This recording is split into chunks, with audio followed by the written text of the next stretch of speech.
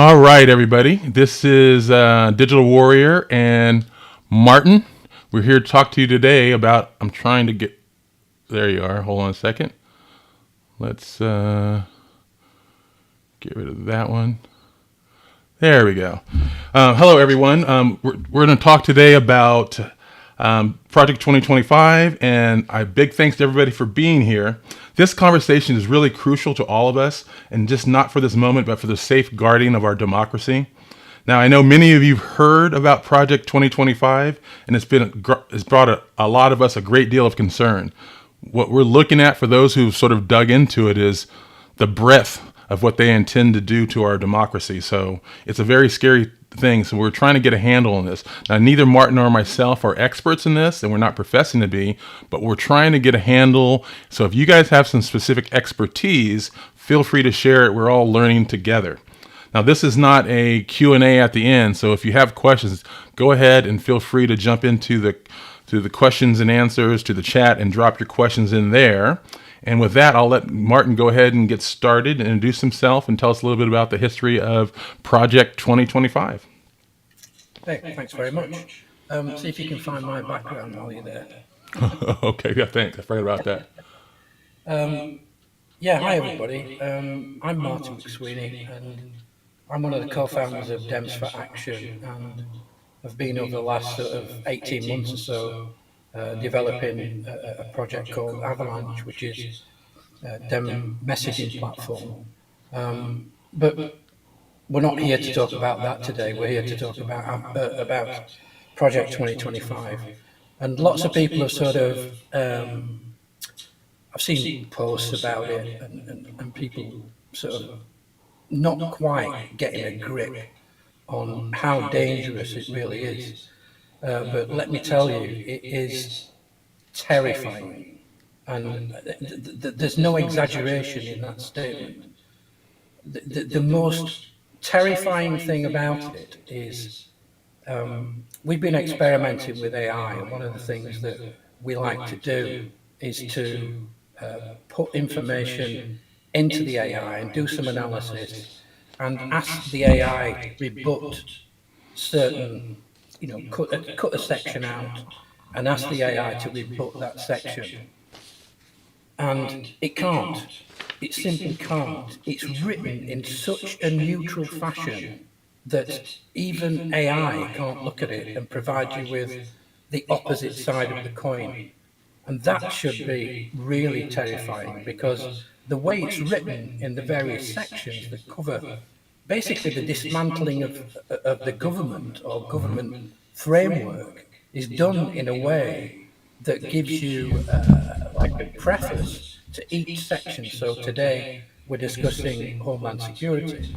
But if you look at the section on Homeland Security, it gives you a brief, simple, easy to understand. There's nothing to see here. It's all very simple. But the background is, when you dig into the detail, it is absolutely horrifying. They just want to literally dismantle the security system. That's exactly what they start out by saying, is that the overall goal is to dismantle this whole administrative state. That's all of the state agencies or federal agencies. And just real quick, everybody, the reason I am blurred out is I believe that these people are playing to win. So I'd prefer not to get a bunch of death threats from people in the end. Martin's in across the pond, so he's not so as concerned as me, but we see how violent some of these MAGAs can be. And I've got vulnerable family I'd rather not introduce to the whole concept. So before we get super deep into that, I want to let the audience sort of know some things to be thinking about while we're out here.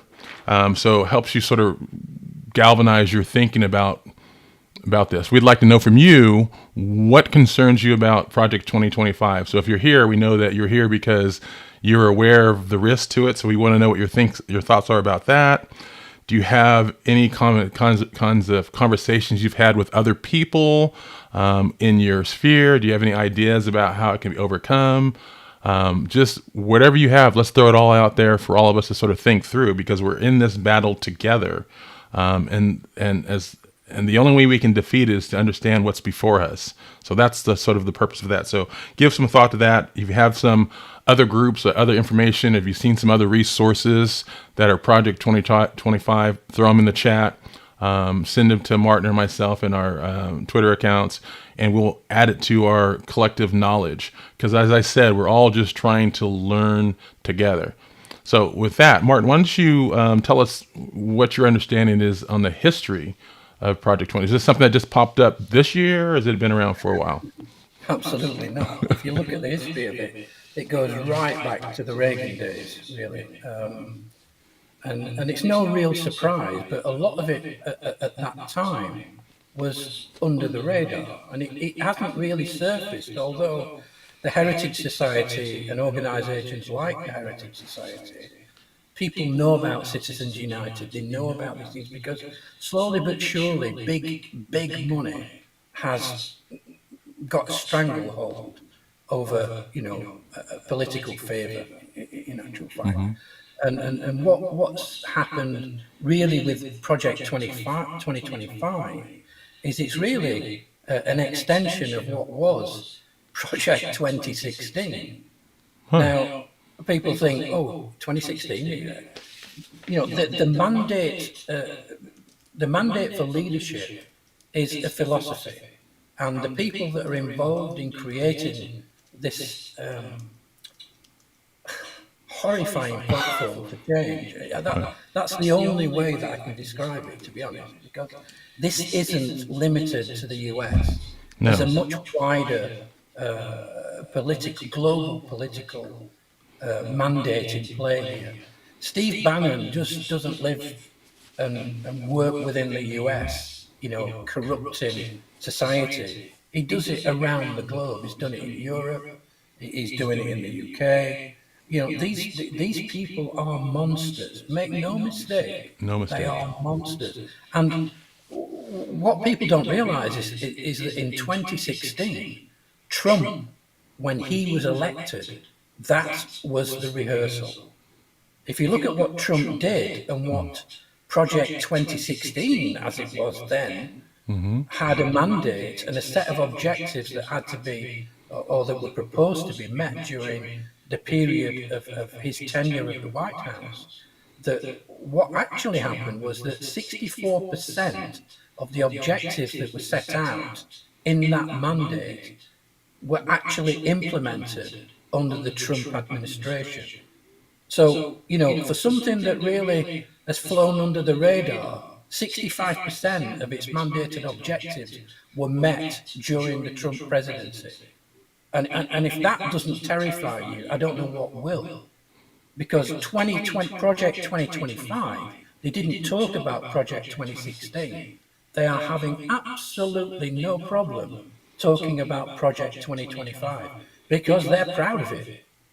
They are they believe that they can change America and take it back to the 1950s. That's how, that's the mandate behind it. Martin, I think it'd be helpful to sort of explain to some people, what do you mean by 64%? Is that like, what kinds of tangible things did they accomplish that you're referring to? Well, was it the judiciary? I know that they added. Obviously, the judiciary and the additions to the Supreme Court, but also a lot of the immigration policy and the wall thing, and there was lots of other stuff underneath that, because it's been about dismantling. If you notice that Trump made great use of acting secretaries, because you can do that by putting people in place and not having to worry about Senate confirmations or anything like that. And you can, by the time people have caught up to the fact that this person who was in that acting position is a bad actor, it's too late. Mm-hmm. I think about that is that, and they made a couple, and we'll talk about that a little bit later on, but he started using these acting directors who would come in and just create all kinds of havoc, but they do it so quickly that you're trying to put out this fire, this fire, this fire, this fire. And at that time, we still had potential whistleblowers in the system. Part of what the Project 2025 effort is to make sure that there are no whistleblowers left. They're going to fire 50, 60, 70,000 career employees and replace them with their own. Tell us a little bit about that as well. Well, yeah, I mean, they've never made any secret of the fact that they want to reduce the size of government. Well, Project 25 is reducing the size of government on steroids. Right. It really is a massive, massive attack on the actual framework of government. It centralizes all the power into the White House. That's its primary objective. So, congressional oversight and all that kind of stuff, that's just an inconvenience if you look at the framework. That's a speed bump. Yeah. As far as the 900-page documents got there, they have the answer. What they want you to do, as an idiot, is look at the preface to each of those sections that cover all the key government departments. Read the preface, which is basically saying to you, don't worry, it's simple, look, we're not going to change anything. Don't read the detail. You don't need to read the detail because we know what's best for you. That's the horrific thing about it. And people will listen, and people will look at it and think, oh, why shouldn't we reduce government? What's important about regulation? There are so many things tied up, and the way that it's written, it's not written as if it's Mao's red book. It's written as if somebody's having a friendly conversation over a beer. And that's what makes it terrifying. Right. Makes it very, very terrifying. When I was reading through it, I mean, the one thing that came out, and they just let their true feelings come out. They talked a lot about the word woke. They talked about the leftist woke ideology. So they want to root that out wherever they think it may be.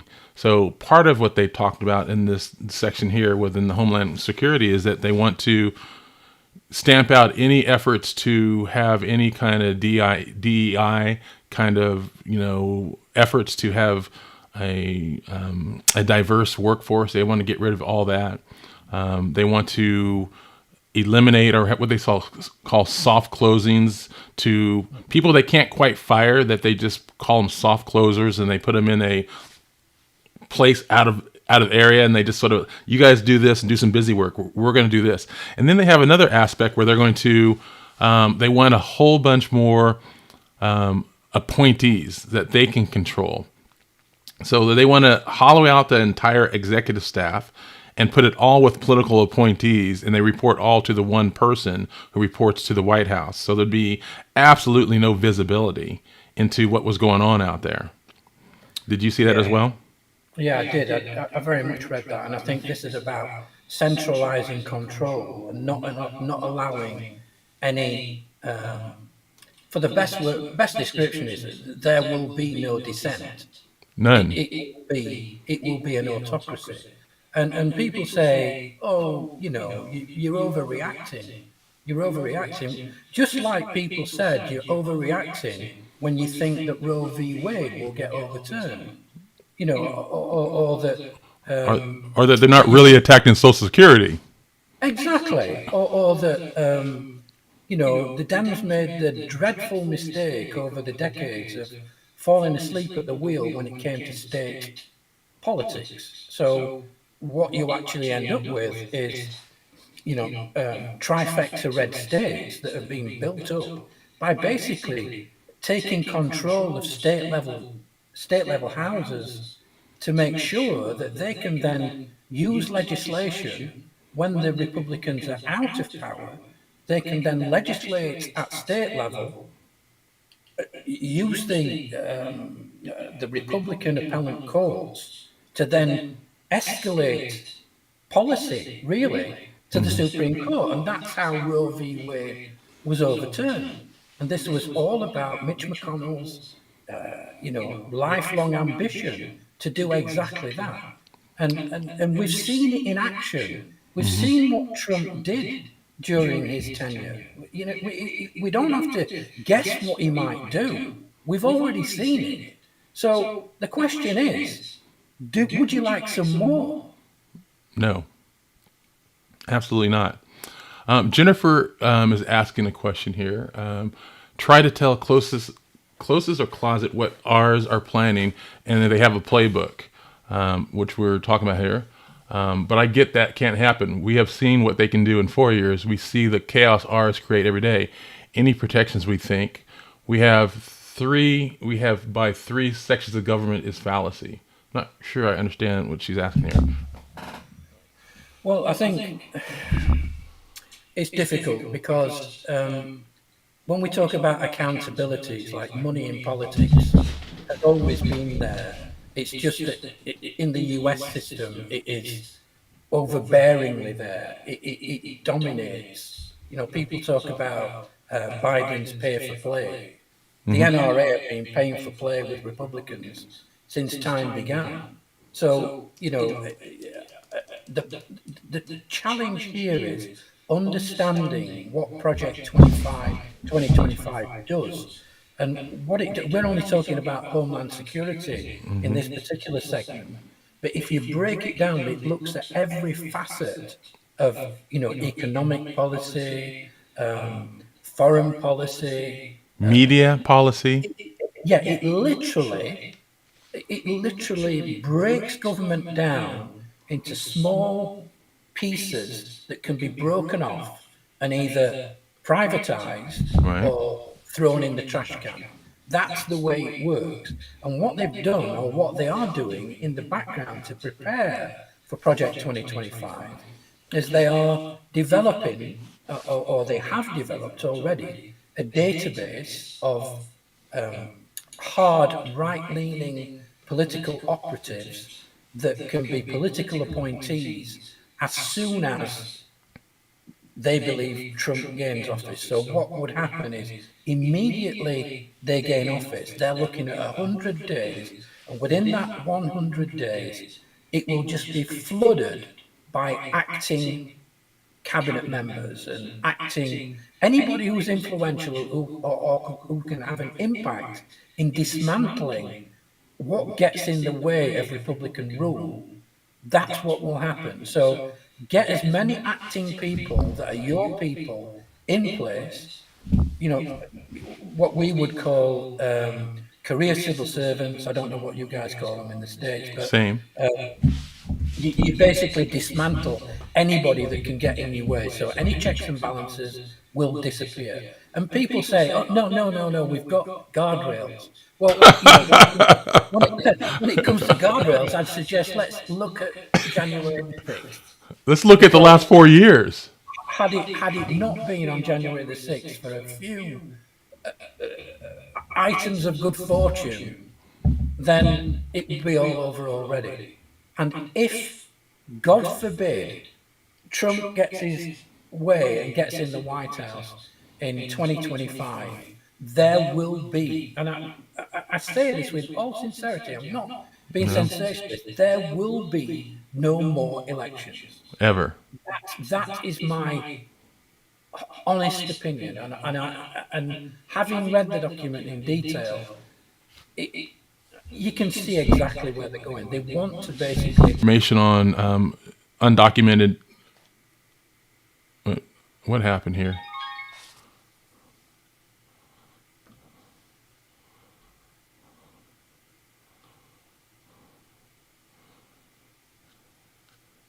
Okay.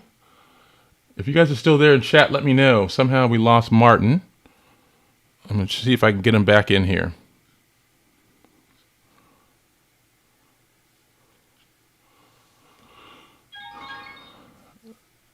Join him. There you go. Sorry, I dropped out there. I'm not sure. Yeah, that's right. I told some jokes in your inner.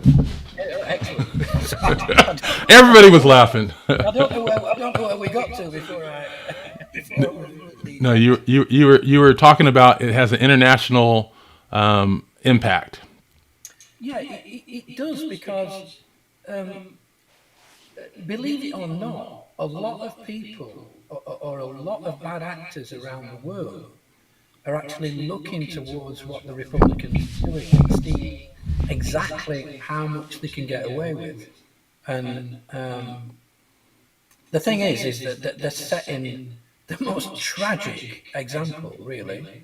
You know, if you look at McCarthy's achievements since they actually managed to get control of the House, it, it's they've done nothing, absolutely nothing, other than a few clown show hearings and an attempt to discredit Biden. But that works for their base. Well, it does work for the base, but I'm not convinced that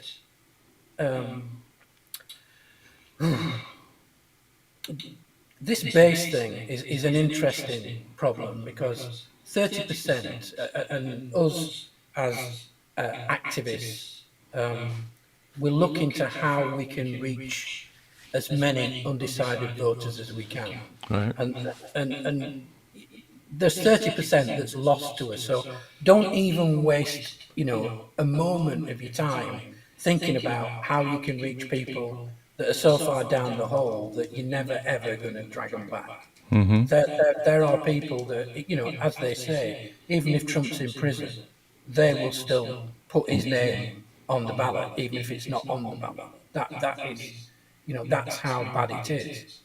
The Republicans have then got the dilemma of Ron DeSantis, interesting, but I don't know what they've got to offer. And the problem that they've got is they're going to have to suppress the young vote. Gen Z has to be suppressed because 8 million Gen Z voters, of which 77% or thereabouts are, Democrats or lean Democrats, or would definitely, even if they think Joe Biden's too old, anything's better than what the opposition has got to offer, given abortion rights and, Gun violence, gun violence, climate. climate, also student loan forgiveness, Forgiveness, etc. right. There's so many things that, but what they're going to do, they're going to remove they're going to remove polling places from campus. They're going to do everything they can. Gen Z is the new black for 2024. That's the reality. I know what we were talking right before you do. I was talking about how in California that they had Trump was trying to force California to give up the names of undocumented immigrants so he can deport them. And California says, we are not going to do that. So they've made an attempt within this document to address what California did, to say, hey, if you want any of this federal money for FEMA, for all these things that California needs for wildfires, for floods, and for all the things and earthquakes, then you have to give us the names. And not only do they say that, they want access to their DMV records and to the voting records of everybody. Why do you need all that information about someone? Not just, they want it for the entire state. Yeah, the bottom line is that they know what they can do.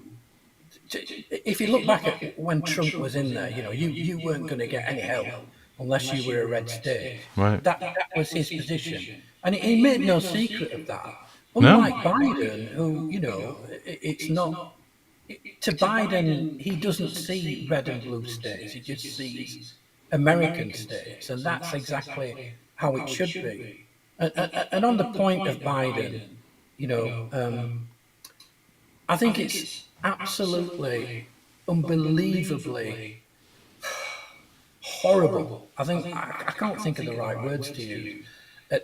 How much the guy's achieved and how little credit he's got for what he has achieved.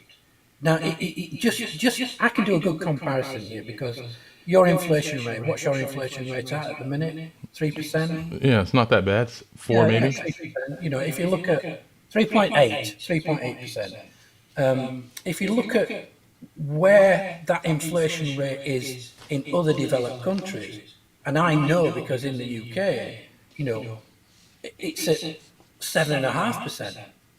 And food inflation is running at something like 18, 19%. I'm paying double, more than double, for energy costs what I was paying a year ago. So please don't tell me that Joe Biden hasn't done a good job, because it's unbelievable what he's achieved. He's brought back manufacturing to America. He's got the lowest unemployment in half a century. There's nothing that the guy hasn't managed to get a grasp of and done. But the problem is, he's done it quietly. He's not done what Trump would do and shout about it every day from the hilltops. He's quietly got on with it. He's got a fantastic team behind him. And, you know, 2024, he'll be, what would he be, 80? 80 Yeah, 80 something, huh? Yeah. You know, but I would rather that than have Donald Trump sat there coming in and dismantling democracy. Well, Jennifer asked a question that I think is a good one, and I'm going to attempt to answer it first, and I'll let you sort of add to it, Martin. She's saying, do you think moderate R's Republicans know about Project 25?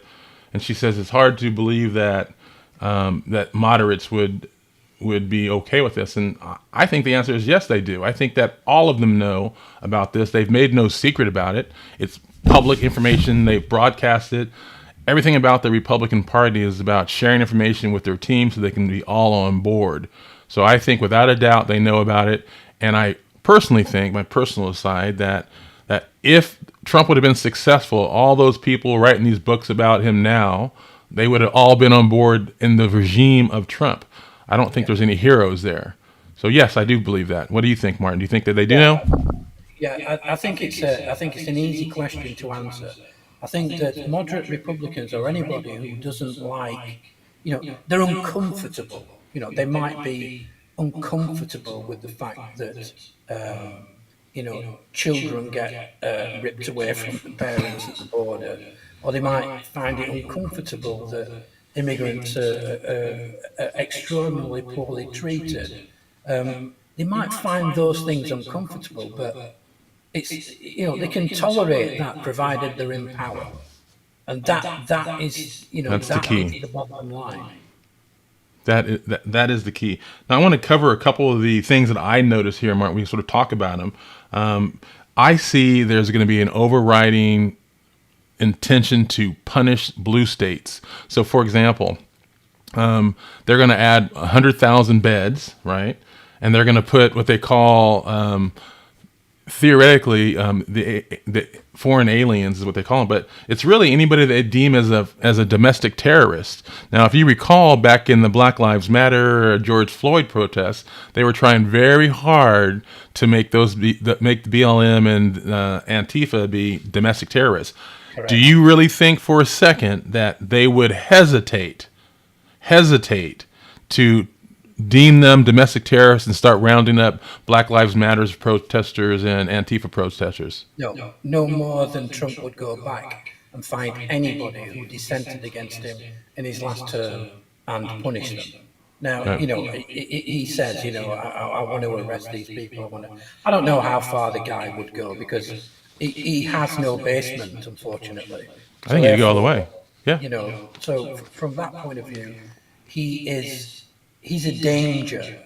He always has been a danger. He will withdraw from NATO. Make no mistake about that.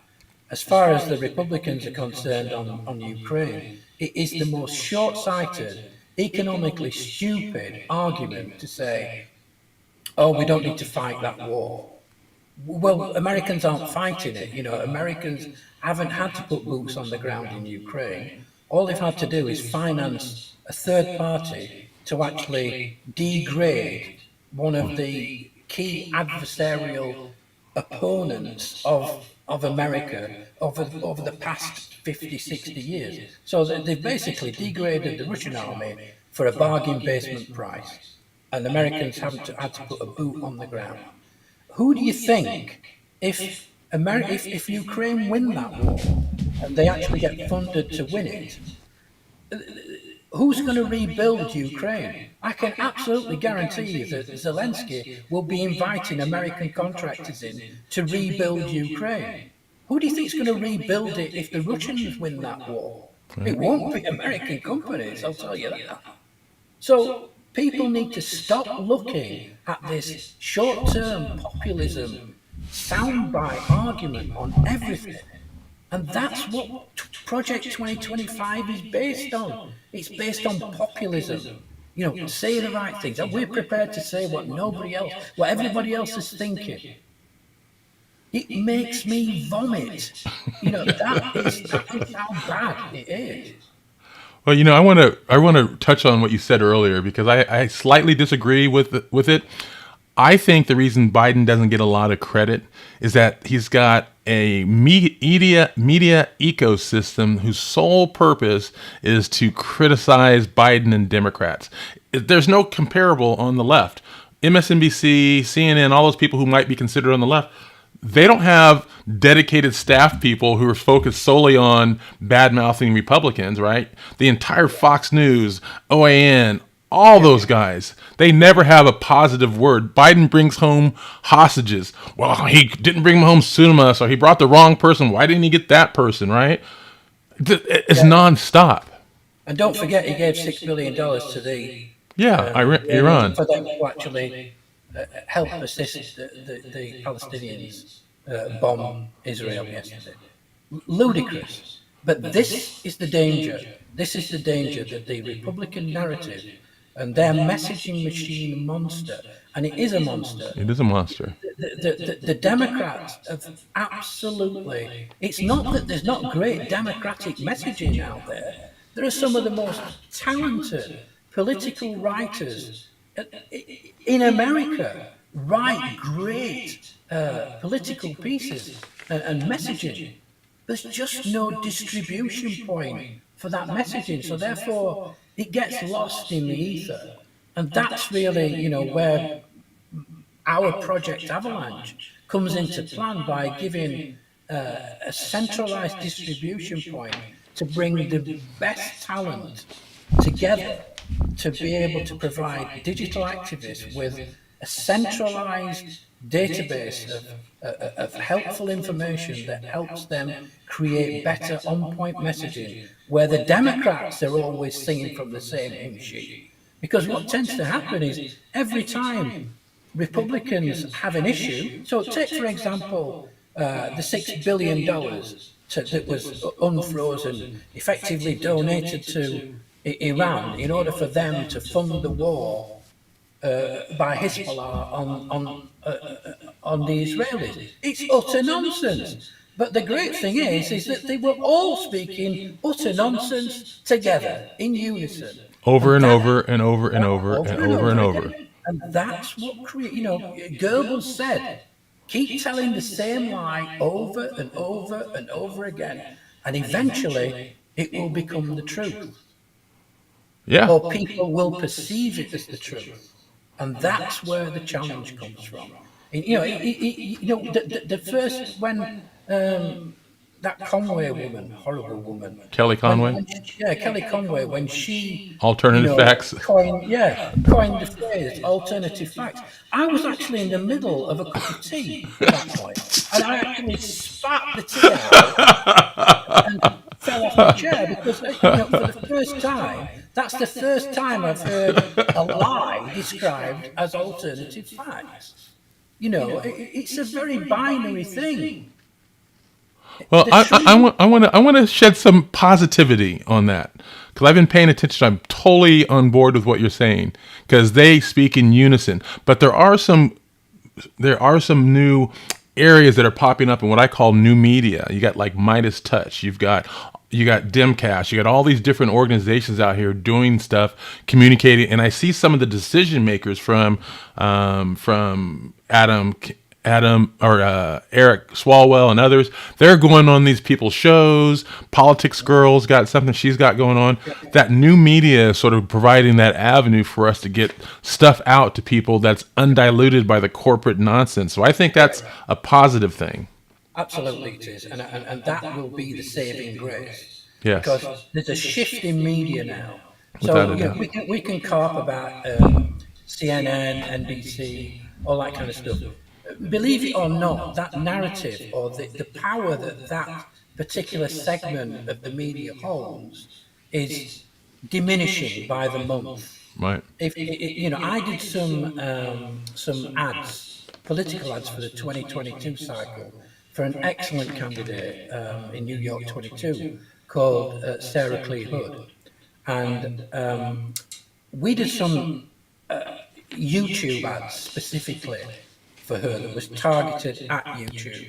And we did a comparison between those ads also got released on Twitter and Facebook and across social media.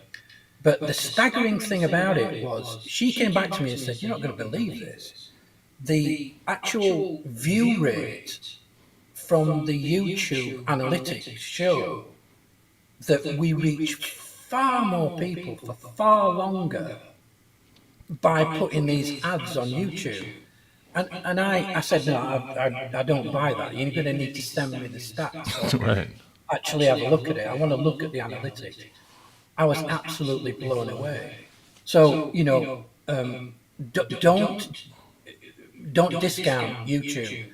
And the reason I said don't discount YouTube is because the Republicans are absolutely throwing shitloads of money into that particular space because they know that by the time 2024 actually arrives, that network,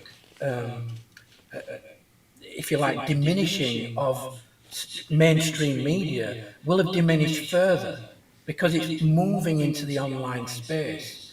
And what Democrats need to be able to do, and Eric Swalwell's a great example, actually, of defend, pivot, attack. So defend your position. I don't buy this thing that you shouldn't be an apologist for this or for that. Defend your position. So if you've got a position to defend it, turn it round, and then attack it. I always said when Roe v. Wade came along and was overturned, that the secret then is no matter what question anybody asks you, the answer is always abortion. Abortion. I don't care whether they're asking about the price of coffee. Abortion. Turn it into, you've got to keep control of the narrative. And that's going to be one of the primary things that we do in 2024. And I've got some really interesting ideas for how we can, connect Control the more narrative. emotionally, Right. with voters, with ads for the 2024 campaign. Well, one of the things, this is in line with what you were just talking about, they are trying to control the message. I mean, one of the things that I'm trying to find this section here that has talked about it, that they want to control the Twitter files. Remember when Elon Musk was going all that, the Twitter files, and that they were trying to withhold conservative. So they want to dismantle that Department of Homeland Security's department because they say they're too woke and they're not allowing conservatives to do. But they essentially want to be able to lie freely, right? They want to be able to lie, send up propaganda, and not have it be challenged, because that's really what they were doing. They were just spewing all this bull crap, and they want to be able to do it. If you look at it, it's basically, if you look at the framework of the document, it is basically setting up a framework to license the lie. The interesting thing is that when Trump came along, he made the lie, the political lie, palatable. For a long time, politicians have used artistic license when it comes to the truth, and just sort of spinning the truth, to make it come out the right way. What Trump did was he said, "I can say what I like because it doesn't really matter. This is about me and not about what I'm saying." And that's where the populism started to be mainlined into the population. So, he basically gave racists and bigots permission to come out to play. That's what his campaign was all about. Caravans, walls. It's all about, creating slogans, giving everybody a nickname. It's absolutely out of the Nazi 1930s playbook. You can actually look back at that era and how the Nazis basically used populism to gain control in Germany. And look where that went. But we were here to stop them, the U.S. But if the U.S. goes down, it's a lot different story. Who's there to Now, stop? oh, but if you look back at the history, there was a hell of a lot of Americans that wanted to support the other side. Right. But it was because of Pearl Harbor that we got Correct. thrust into the Correct. fight. Because other than that, they were winning those kinds of things. Like, why? That's not our fight. Why shouldn't we just stay here and blah blah blah blah. But not just that, they were proactively supporting what the Germans were doing in terms of, unifying Europe under a German banner. So it's not, Rachel Maddows is actually in her, I think she's got a new book that actually discusses this particular aspect. But don't get me going, because it's just, the more I read about Project 2025, the more I want to scream about it from the hilltops. But the But that's problem what. is it gets lost because people aren't, I don't think it's that people aren't prepared to listen. I think it's that people think, That it won't happen here. that somebody's shouting fire in a theatre. It's not, there's no real fire. It's just a drill. This is not a drill. It Full is stop. not. It is not a drill. I where's that part here? One of the things that, and I see this Project 25, I guess it's the revamped version from the Project 2016 that you referred to earlier. They are making some on the fly changes. For example, one of the things that they got stymied by is that natural, what they call confirmation, the political line of succession. Like, for example, the state's attorney in New York, Jeffrey Berman, when he got fired by Bill Barr, they wanted to put in their new person. Yeah. They knew it was going to be a yes person, but the lines of succession were that his principal deputy had to go in that position. So they had those kinds of places, they had those kinds of situations happen throughout the agency. So what they're doing through this document is saying we're going to make it so that that goes away and that we get to decide who the next person is. And that's scary. Yeah. What they've done is they've looked at where the obstacles were Yes. in the Trump administration, where the problems were, and where they actually came from. And these people that have written this document, I mean, Ken Cuccinelli wrote the section That we're talking about today. Homeland Security. And, I said it, and my partner in crime, Shari, who does our AI, she made a great point that it is it's totally inoffensive writing. There's nothing about the way that the document is written that you would you would normally be looking for Mein Kampf, or you would be looking for some, but they've written it in such a clever way for it to appear innocuous, and yet, as they always say, the devil is in the detail. And it's the detail, because people just want to skim the key points.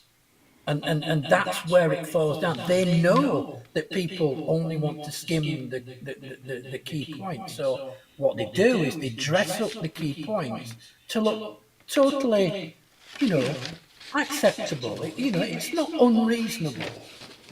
There's no unreasonableness in that preface.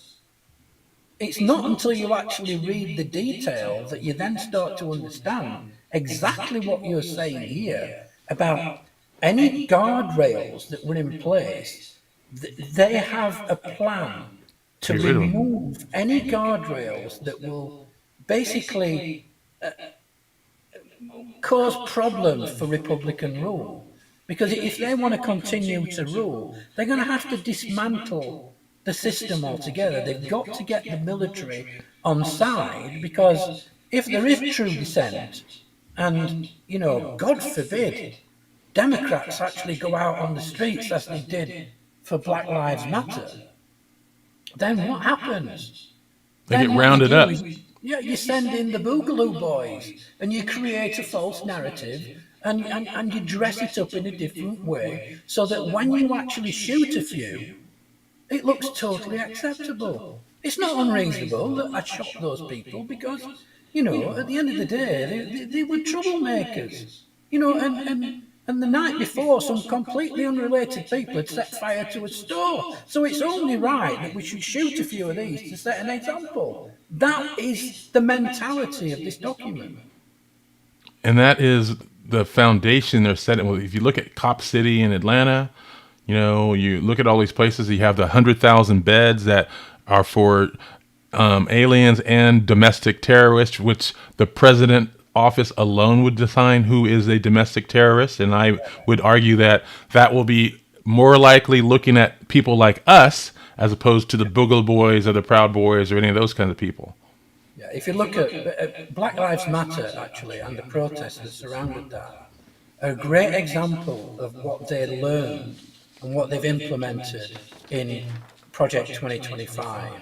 The danger of that particular uprising, as it was, they had the fortunate, and I hate to use COVID as a fortunate scapegoat, but COVID came along and sort of dampened down what was a thing that had really gained momentum.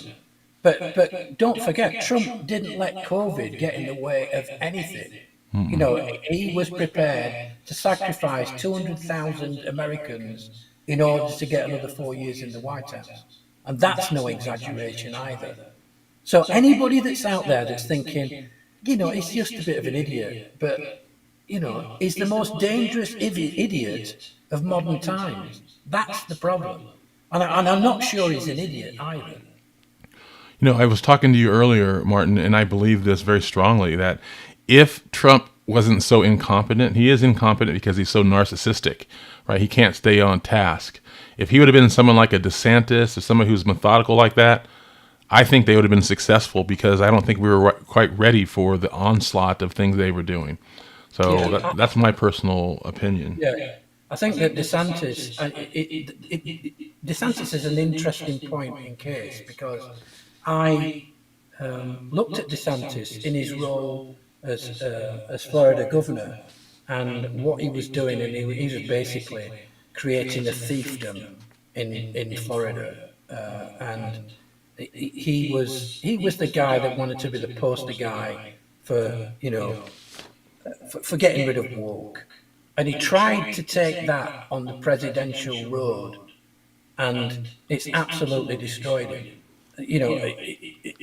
It's just he's spent so much money for nothing. But they changed the laws so he could go back to Florida when he gets his balls handed on a plate to him. I look forward to that day, Martin. I'm so excited about it. All right, I got a couple other things I want to make sure we get in here because this is all part of the Homeland Security. I just want people to be aware of some of the things that they have in store for us.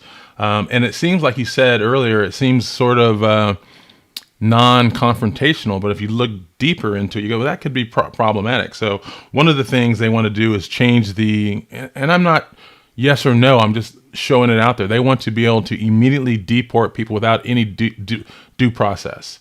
So they want all these sanctuary states and cities to be forced to give up the names, to give up all the information for all the voters in their state for motor vehicles and for motor vehicle records and for voting records. I can't imagine there's any good reason why they want that other than to be able to data mine us and use like a Cambridge Analytica situation.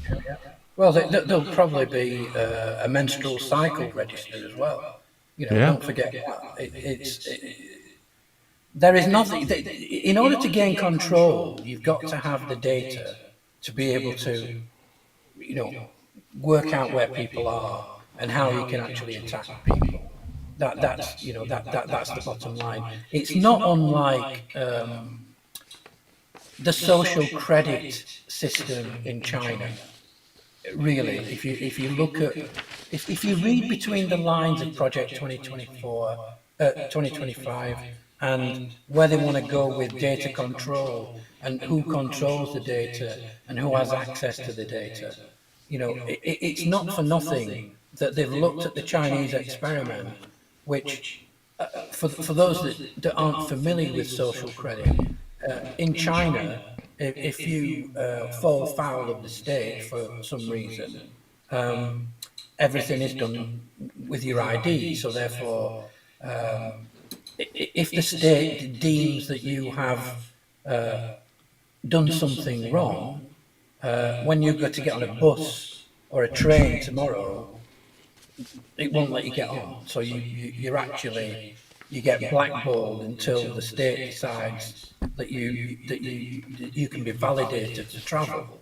And the same comes for, and you could extend that into lots of areas of social existence for people. So, when it comes to welfare, you can create a social credit system where you can only buy certain things. So when you go to the supermarket or whatever, you go in there, and if you try to buy something that isn't on the government's prescribed list, then you won't be able to add that to your basket. And people think that I'm being irrational when I make statements like this, but I've looked at the Chinese social credit model, and it's unbelievable. They don't have to worry about dissent. Don't forget. If you want a railway built in China, they can build it, in about about 12 weeks, because they don't have to worry about labour relations or anything like that. What they say goes. And it's not unlike what the Republicans are trying Trying to to do. create in their approach to society in America. I think it'd be exactly that way. If you look at, I mean, their ideal person is Viktor Orban from Hungary, right? And he did essentially like that. He's slowly and actually pretty quickly, once he took power, changed the judiciary, changed the way people do voting and all that kind of stuff. So now he's almost guaranteed to win every single time. But it still looks like a democracy, so to speak, but it's really not. A great example of that is, Trump's brother from another mother, Benjamin Netanyahu. Right. He wants to dismantle, really wants to dismantle any power that the Supreme Court has got in Israel. Right. And, take it from me, he will embrace this attack on Gaza with great gusto, because it takes the spotlight off what he's doing with democracy in Israel. Just as a point, the Republican run today on social media about using this tragedy as an opportunity to drum up support for conservative candidates is the most despicable, vile thing I've seen on social media for a long time. But are you really surprised, Martin? No, I'm not. I'm not. And every day I think, it can't possibly get any worse today. I stopped thinking that. Only to realise that by 9:30, that's all down the toilet. And January 20th, 2025 will be incredibly much worse if a Republican, not just Trump, any Republican gets in office. That's why we are working so hard. Yeah, this is a Republican agenda. It's not necessarily a Trump agenda. It will be interesting to see where their agenda goes if Trump does get convicted. That's really, will that be the point at which so-called moderate Republicans step away? No. Now, just for the record, I don't believe that there is such a thing anymore as a moderate Republican. Let's just get that absolutely clear. I think there are people that would work across the aisle with Democrats if there was a mutual benefit for them. A little bit like the infrastructure bill was for them. A lot of them didn't vote for it, but they were quite happy to go out and take pictures with it. That's a level of, I just can't imagine being that scummy. Like, I didn't vote for, so I'm gonna go take pictures of it and think nobody's gonna notice. How many times do I have to tell you that there is no basement? I know. There is no basement, and that is the point. So, what I've enjoyed about this discussion is we've centered it around Project 2025, but we've actually looked at what's happening today, because I think that's important, because what they're actually doing at the moment, and if you look at the Republican narrative, it's creating the foundational groundwork for what Project 2025 will deliver if they're lucky enough to actually get into office. So I would say to each and every person, the alarm bells should be ringing, absolutely off the hook. And we've got to look, and we've got to look at ourselves and say, are we doing enough? Because we can go on Twitter all day and we can preach to the choir, because that's what we tend to do when we go on Twitter. We're not tending to reach undecided voters, and there's a view that you should never jump in on a Republican post and put reply on it, because you're actually amplifying their point. Well, I agree with that in principle, but I think sometimes what you've got to do is you've got to step into their space, into their backyard, and actually challenge their narrative in their space, because there are other people that read their feeds that we wouldn't naturally reach. So I think it's important not to dismiss the fact that we can do good by picking very carefully what actual posts of the Republicans we actually engage with, and I try to do that. I mean, for me, it's fun. Well, I'll give you a tangible, real life example. When I was on Facebook, which I'm not any longer, maybe I will get back on again. I would get in arguments with a bunch of Trumpers regularly, and I kept telling, why do you do it with those guys? I said, it's not for them. It's for those who watch it, because I don't know how many DMs I got from people. The wife of her husband, who I was arguing with, sends me a DM, says, thank you so much for saying that. So I would peel off some of that support, because not everybody's able to go to their wife or go to their husband and say, you know what, I don't really want to vote for Trump. They could do it secretly. Your vote is something you do secretly. You don't need to tell your husband or your wife what you're doing, or your friends. Exactly. So I would encourage that. I think there's a case, it's like, why do people pay the $8 or whatever it is for a blue check? And I struggled with that for a long time, looking at why shouldn't I? And let me tell you now, okay, that do I begrudge paying $8 to actually subscribe to Twitter? Yes, I do. But on the upside to that, it gives me an opportunity to be more verbose in what I say. And people argue with me and said, if they can't read it in 280 characters, then, that people aren't interested. Well, actually, the Truth Matters account actually refutes that, because more people now engage with my ramblings than did when I wrote a paragraph. Simply because I don't know whether it's because I don't pander to the norm. I wasn't afraid in the last 48 hours to take on the Israeli Palestinian thing, because for me, however uncomfortable the truth might be, it's important to tell the truth, because because it is that binary thing.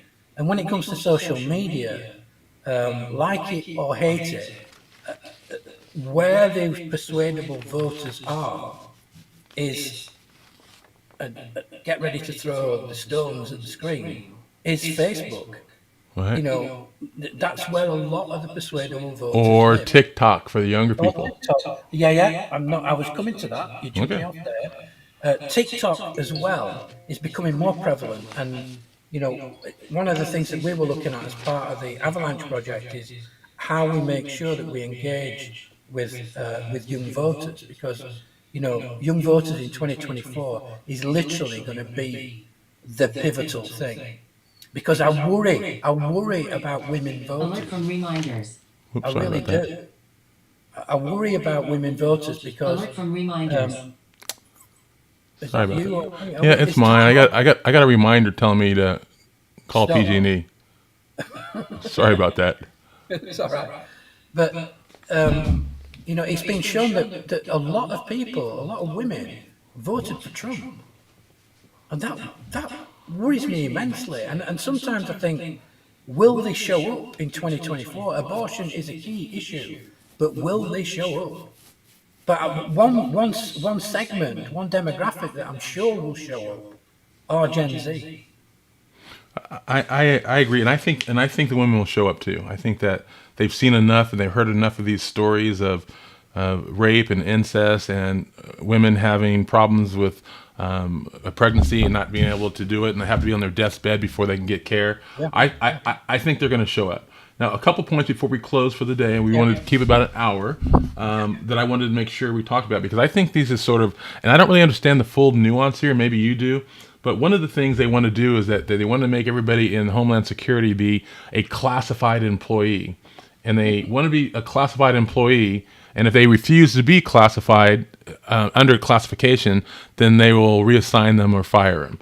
And the reason they want to do that is that they cannot tell anything that happens there at all, or they risk it being a breach of classification and they can go to prison for it. Is that really what you...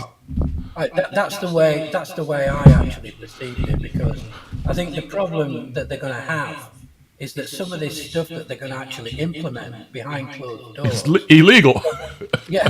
they do not want any whistleblowers coming out with any of that nonsense, because that is exactly what they don't want. Don't we always talk about the first 100 days of the presidency being such an important point in terms of being able to get a presidency off the ground. The first 100 days in Project 2025 is nothing to do with getting a presidency off the ground. It's about putting in the foundation to make sure that there can't be any dissent, and that everything will be controlled from a single point, and that will be whoever happens to be the commander-in-chief. And if that doesn't terrify people, I don't know what will. No, that terrifies me tremendously.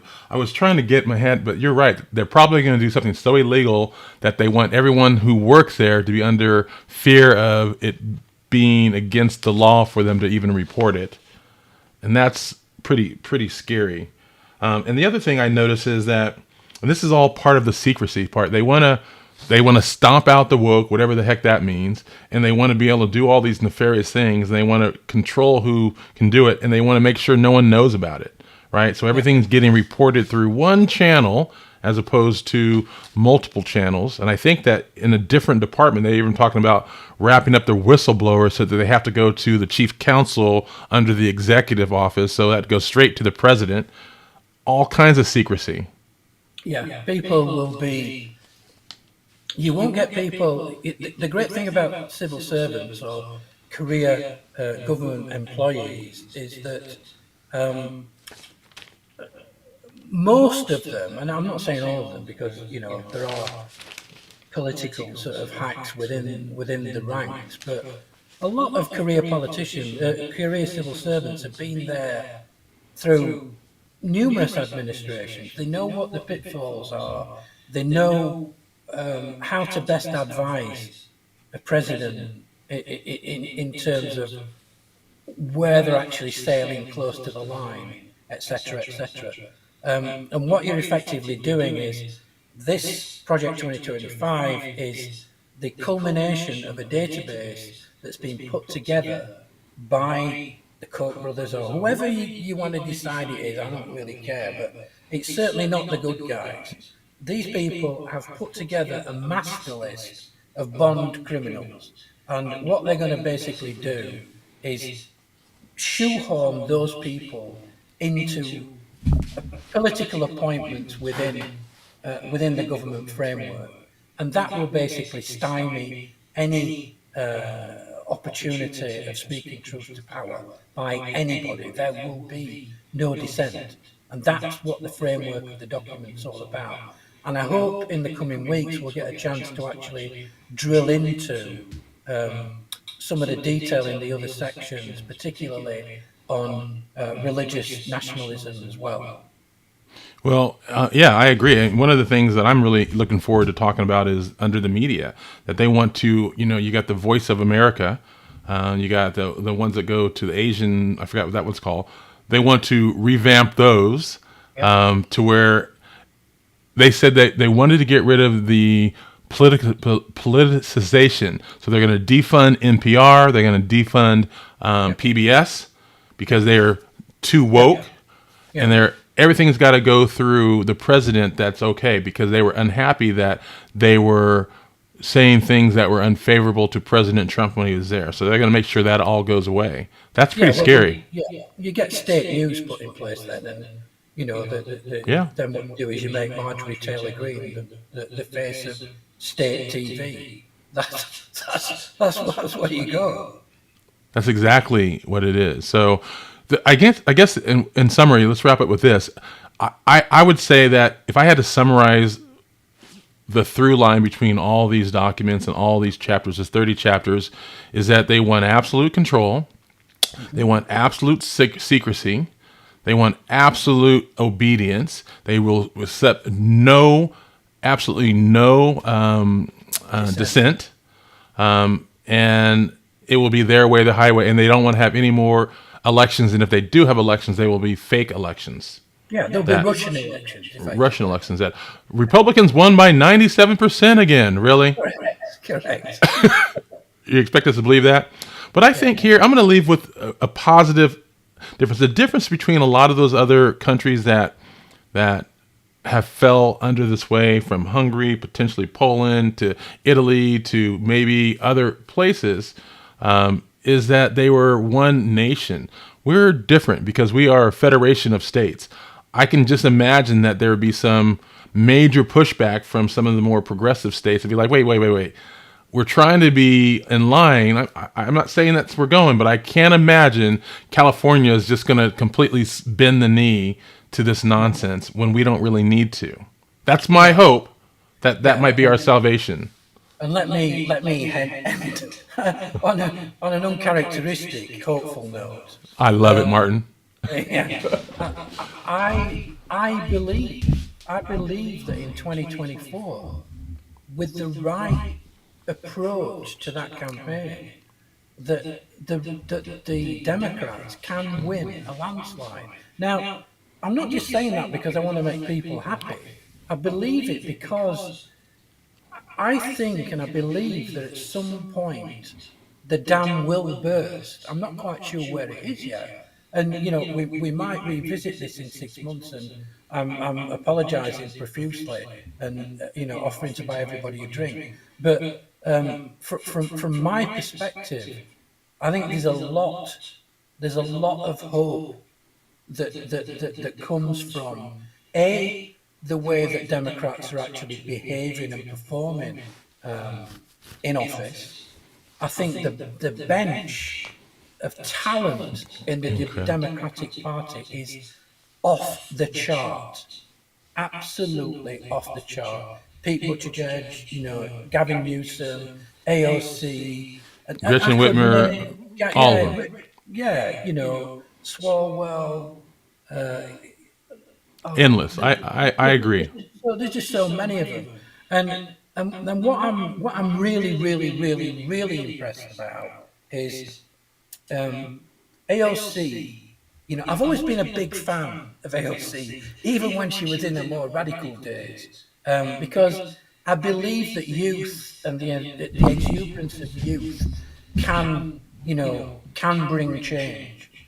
But the way that she's matured as a political operator in her time in office is nothing short of outstanding.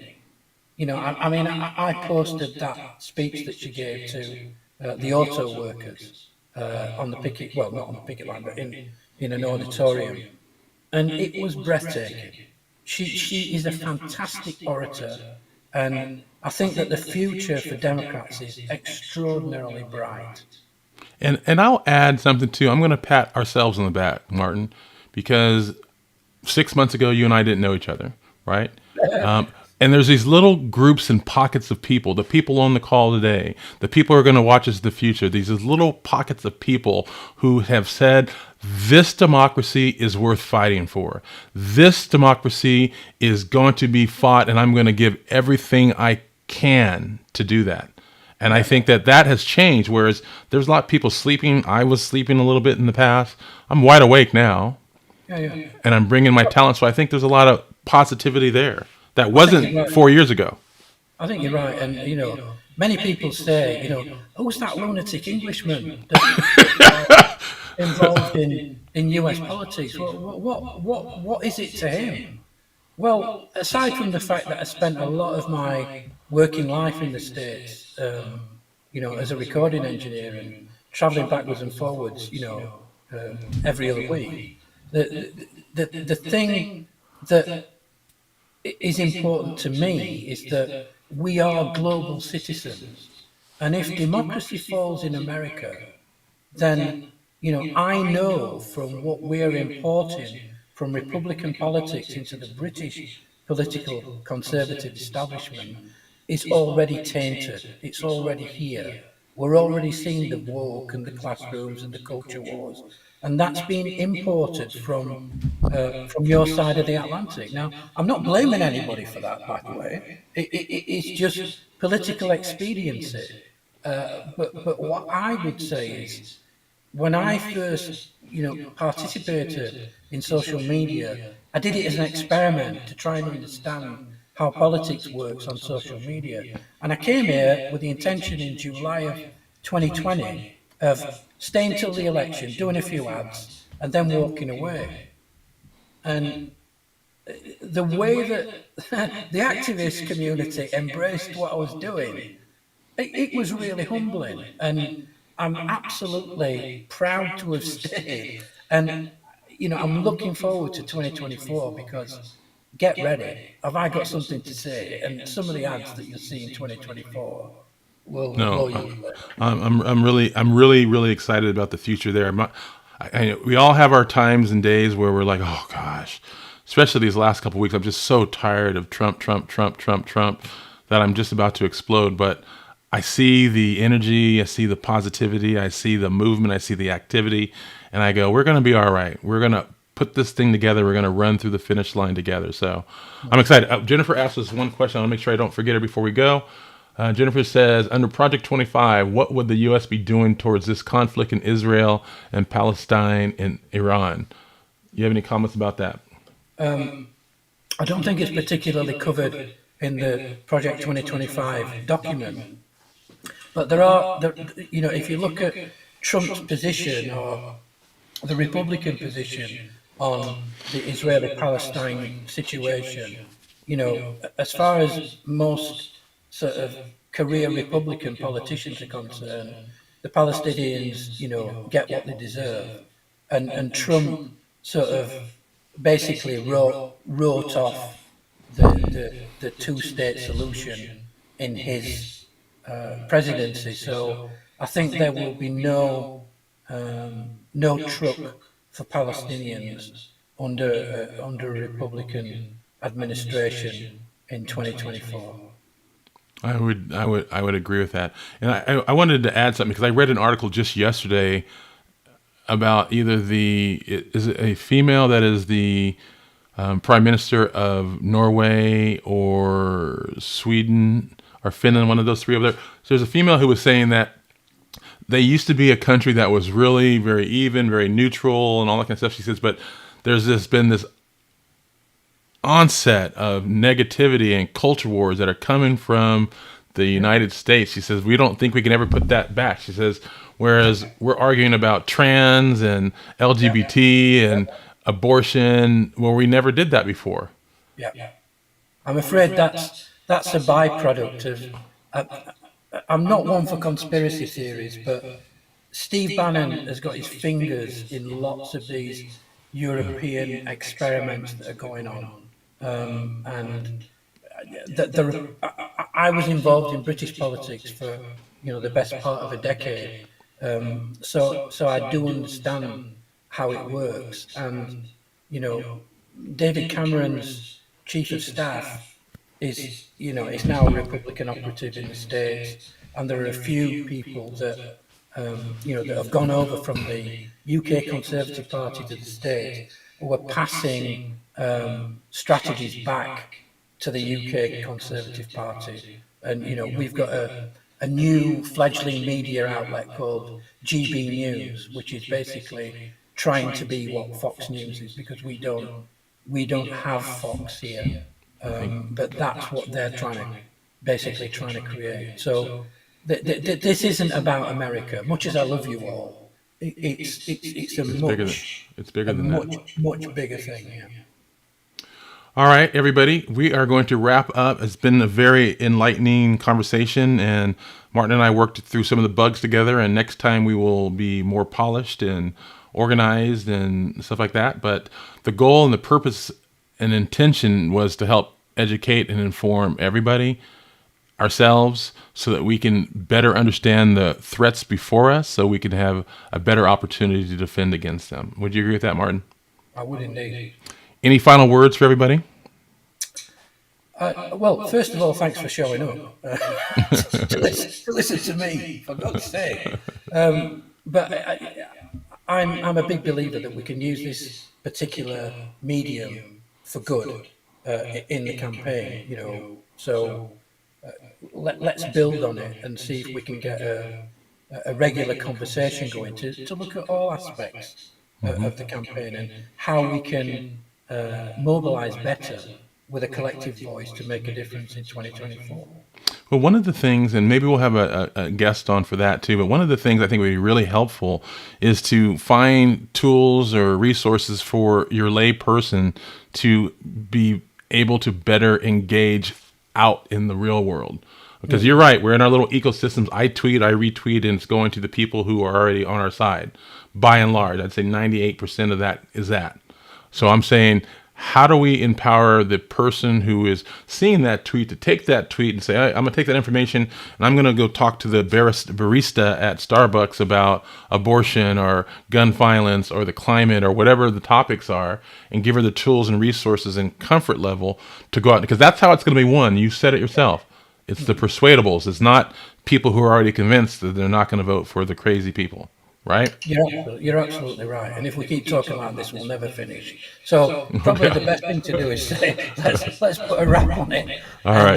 And we'll look forward to meeting up again and continuing the conversation. All right. Thank you, everybody. Talk to you soon. Thank you. Cheers.